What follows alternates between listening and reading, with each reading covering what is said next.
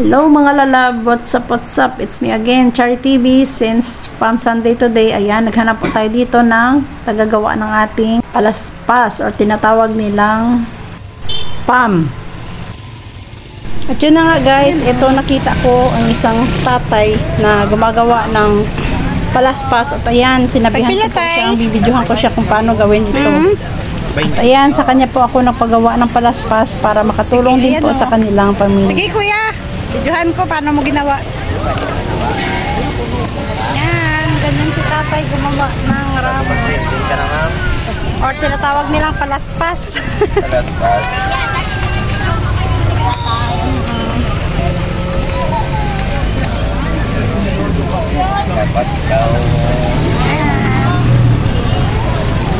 Shout out kay tatay. Tay, ano pangalan mo tay? Ramel. Tatay Ramel, ayan siya oh.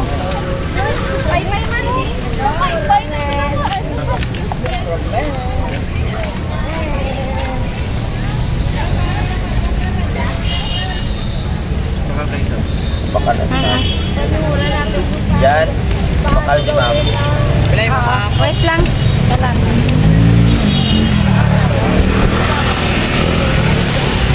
Ato lang ang inaobra ni tatay oh. Kamu lang eh.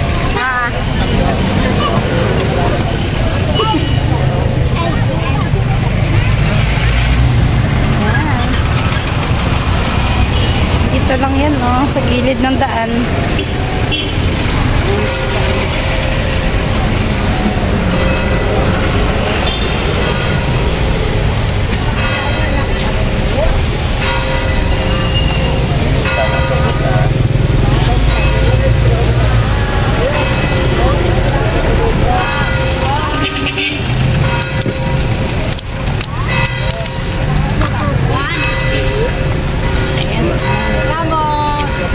Wait lang, I have here. Puro lang yan mo ni ma'am. Puro lang. Yung may...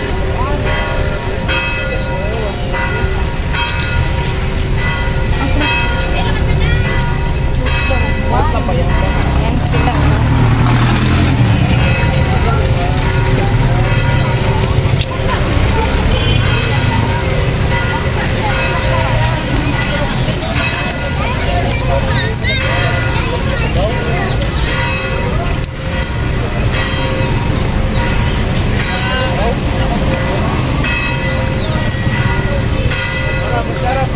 Hermana na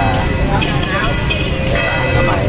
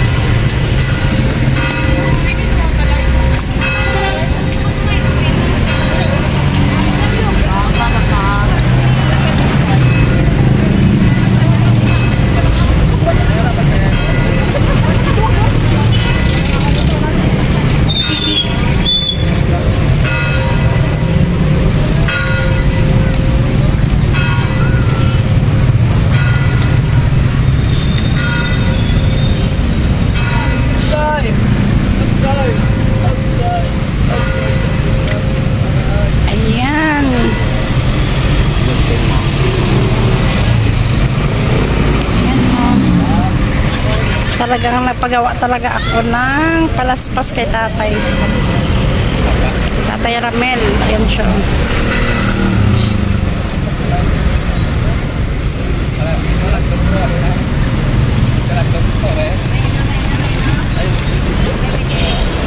Tapos na ma'am.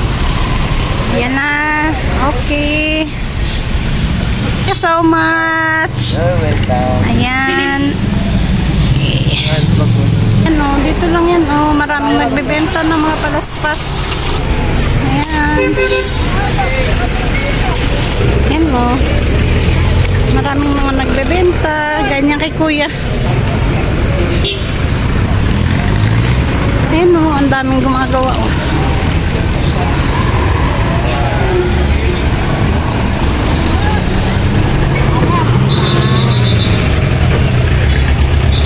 Maraming nagbebenta.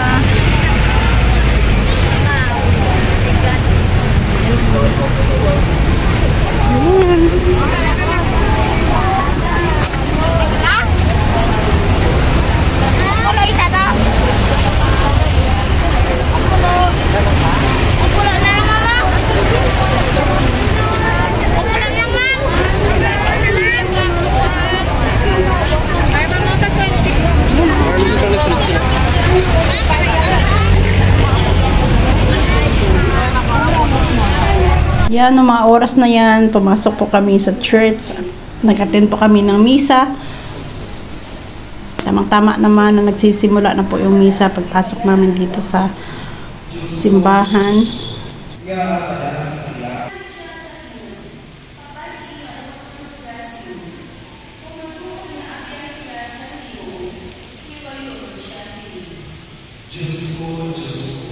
Ayan, maraming mga taong nag-aabang na may bit-bit, no?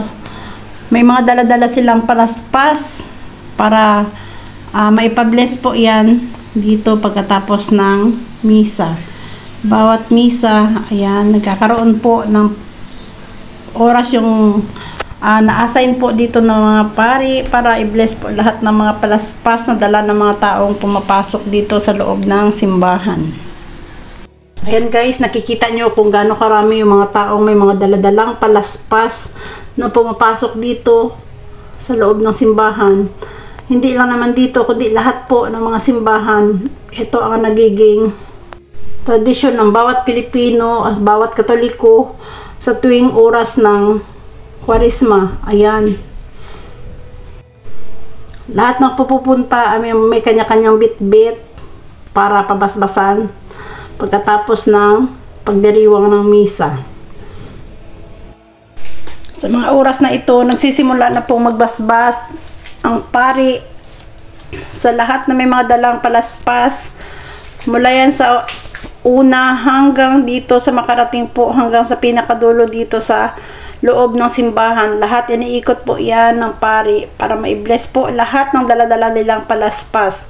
Isa din kami sa basbasan kasi ayan, nadaanan po kami mismo ng pari na nagbasbas sa aming daladalang palaspas. Ayan, makikita nyo naman po siya. Ayan, lahat talaga ng mga palaspas na ibibless yan ng pari. Sa bawat oras na magmisa po sila at pagkatapos yan ang kanilang mga ginagawa sa lahat ng oras ng mga misa na sineselebrate dito sa loob ng simbahan. Halos oras-oras naman po ay mayroon naman pong misa, kaya ayan, hindi ka makakasayang ng oras mo kung anong oras ka pumunta ng simbahan at makaka-attend ka ng misa. And then ayan, pagkatapos may i-bless na po yung daladala ninyong mga palaspas.